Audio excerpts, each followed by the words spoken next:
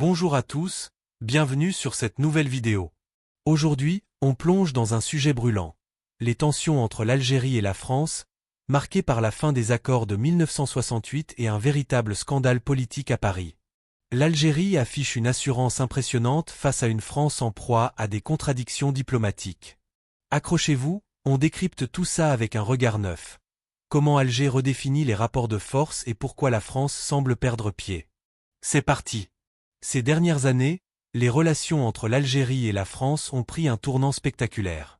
L'Algérie, forte de sa stabilité et de sa vision stratégique, s'impose comme un acteur régional incontournable, tandis que la France traverse une période de confusion diplomatique sans précédent. Ce contraste est frappant. D'un côté, Alger avance avec sérénité, défendant ses intérêts sans bruit ni provocation. De l'autre, Paris multiplie les déclarations contradictoires, révélant un malaise profond. Le ministre français de l'Intérieur, Laurent Nunez, a tenté de jouer la carte de la fermeté face à l'Algérie, en lançant un bras de fer médiatisé. Mais ce pari s'est soldé par un échec retentissant, qu'il a lui-même reconnu publiquement. Cette admission marque un tournant. La France, autrefois habituée à dicter ses conditions, doit aujourd'hui composer avec une Algérie qui ne plie pas. Ce n'est pas une simple anecdote, mais le reflet d'un changement structurel dans les relations entre les deux nations. L'Algérie n'a pas eu besoin de hausser le ton pour faire valoir sa position. Sa diplomatie, fondée sur la cohérence et le respect de sa souveraineté, parle d'elle-même. Alors que la France s'enlise dans des discours nostalgiques d'une époque révolue, Alger consolide son rôle sur la scène régionale et internationale. Cette assurance n'est pas le fruit du hasard. Elle repose sur une stratégie mûrement réfléchie, où chaque décision est guidée par la défense des intérêts nationaux. Un exemple marquant est la tentative française de supprimer certains privilèges diplomatiques pour les responsables algériens. Ce geste, destiné à impressionner l'opinion publique française, a été accueilli à Alger avec une indifférence souveraine. Pourquoi? Parce que les Algériens, pragmatiques, se rendent de moins en moins en France pour des raisons officielles. Cette mesure, purement symbolique, a surtout révélé l'impuissance de Paris à peser réellement sur les décisions d'Alger. Ce face-à-face met en lumière une réalité. L'Algérie n'est plus une nation que l'on peut intimider. Elle a su transformer son passé tumultueux en une force diplomatique. Contrairement à la France, qui semble prisonnière d'une vision dépassée de son rôle d'ancienne puissance coloniale, l'Algérie regarde vers l'avenir. Elle diversifie ses alliances avec la Chine, la Russie, la Turquie, et même d'autres pays européens, tout en maintenant une posture d'indépendance. Cette approche lui confère une stature respectée, même par ceux qui, à Paris, critiquent son intransigeance. La France, de son côté, semble désorientée. Les responsables politiques parisiens, confrontés à des défis internes comme l'instabilité économique et sociale, utilisent l'Algérie comme un bouc émissaire pour détourner l'attention. Mais cette stratégie ne fonctionne plus. L'Algérie, loin de se laisser entraîner dans des polémiques stériles, répond par un silence éloquent, celui d'une nation confiante en sa légitimité et en son poids géopolitique. En somme, cette première partie montre une Algérie qui, sans fanfare, impose le respect par sa constance et sa maturité. Pendant ce temps, la France, engluée dans ses contradictions, doit reconnaître qu'elle n'a plus le contrôle qu'elle pensait détenir. La suite? On explore les racines de cette crise et les erreurs stratégiques de Paris. Pour comprendre pourquoi la France se retrouve dans une position aussi délicate face à l'Algérie, il faut remonter aux racines de ces erreurs stratégiques. Pendant des décennies, Paris a abordé ses relations avec Alger à travers le prisme d'une supériorité héritée de l'époque coloniale. Cette approche, paternaliste et souvent condescendante, est aujourd'hui un frein majeur à une coopération équilibrée. Un exemple frappant est l'épisode du bras de fer initié par Bruno Retailleau, qui a tenté de faire de l'Algérie un symbole de fermeté pour séduire l'électorat français. Cette manœuvre, purement électoraliste, s'est heurtée à une réalité implacable. L'Algérie ne cède pas sous la pression. En réponse, Alger a maintenu une posture de retenue, sans tomber dans le piège de la surenchère. Ce contraste entre la gesticulation française et la sérénité algérienne est révélateur d'un basculement des rapports de force. Un autre point clé est la tentative française de remettre en question les accords de 1968, qui régissent les relations bilatérales, notamment sur des questions comme la circulation des personnes. Ce débat, porté par l'extrême droite et une partie de la droite républicaine, n'est pas motivé par une vision stratégique, mais par une frustration presque nostalgique. Ces politiques accusent les accords de coûter cher à la France, on parle de 2 milliards d'euros par an, mais ce chiffre, souvent brandi sans analyse approfondie, réduit une relation complexe à une simple équation budgétaire. En réalité, abroger ces accords serait un coup dur pour la France elle-même. Ces textes, bien qu'imparfaits, maintiennent un cadre juridique et symbolique qui permet encore à Paris de conserver un lien privilégié avec Alger.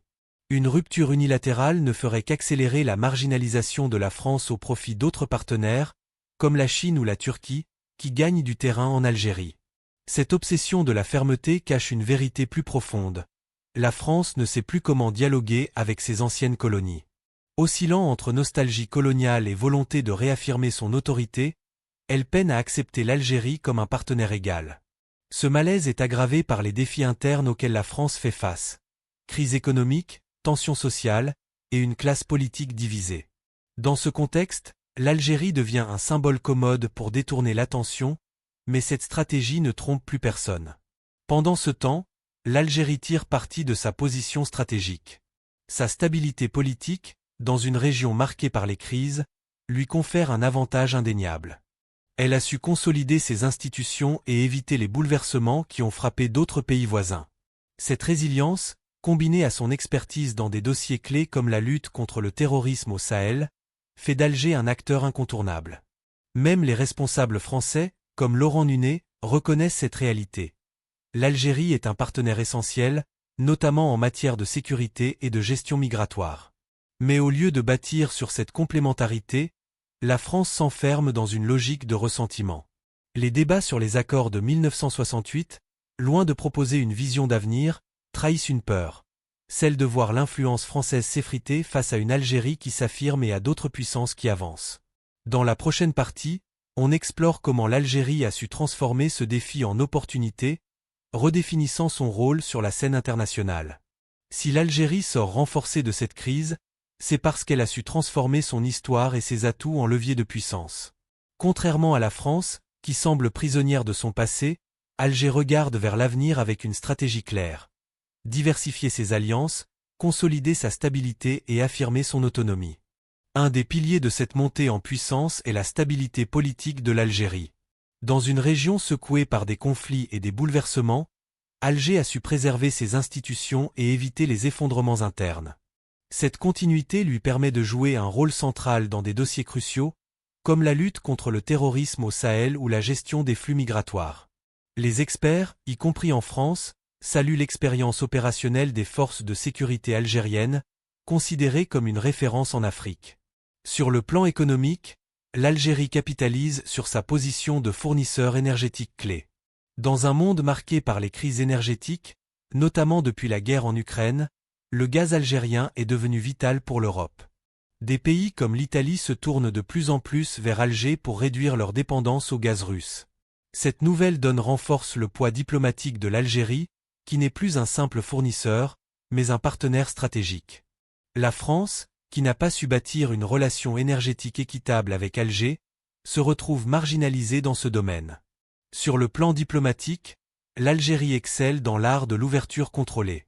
Elle a tissé des liens solides avec des puissances comme la Chine, la Russie et la Turquie, tout en maintenant un dialogue constructif avec l'Europe et d'autres pays africains. Cette approche, fondée sur le respect mutuel, contraste avec l'attitude française, souvent perçue comme paternaliste. Dans les forums internationaux, comme l'Union africaine ou les sommets sur l'énergie, la voix de l'Algérie porte. Elle incarne une indépendance assumée, un modèle pour de nombreux pays africains en quête d'émancipation. Ce rayonnement s'étend au-delà des frontières maghrébines. De Bamako à Pretoria, l'Algérie est vue comme un acteur fiable, capable de défendre ses intérêts sans céder aux pressions. Cette image, forgée depuis la guerre d'indépendance et entretenue par une diplomatie mesurée, lui confère un capital symbolique unique. Contrairement à la France, qui peine à se réinventer, l'Algérie inspire confiance et respect. Pour la France, cette évolution est un défi majeur. Son influence au Maghreb et en Afrique s'érode, comme en témoigne son recul au Mali, au Niger ou au Burkina Faso. L'Algérie, à la croisée des mondes maghrébins, africains et méditerranéens, occupe une position stratégique que Paris ne peut ignorer. Pourtant, au lieu d'embrasser cette nouvelle réalité, Une partie de la classe politique française s'accroche à des réflexes dépassés, alimentant des débats stériles sur la mémoire coloniale ou les accords de 1968. Ce qui rend la position algérienne si puissante, c'est sa capacité à transformer les tensions en opportunités. Chaque tentative de pression française s'est soldée par un retour à la table des négociations, mais selon les termes d'Alger. Cette maturité diplomatique, combinée à une vision claire de ses intérêts, fait de l'Algérie un modèle de souveraineté moderne. En conclusion, cette crise franco-algérienne n'est pas qu'un simple différend bilatéral. Elle révèle un basculement profond des équilibres entre le Nord et le Sud. L'Algérie, forte de sa stabilité, de ses ressources et de sa diplomatie, s'impose comme une puissance régionale respectée.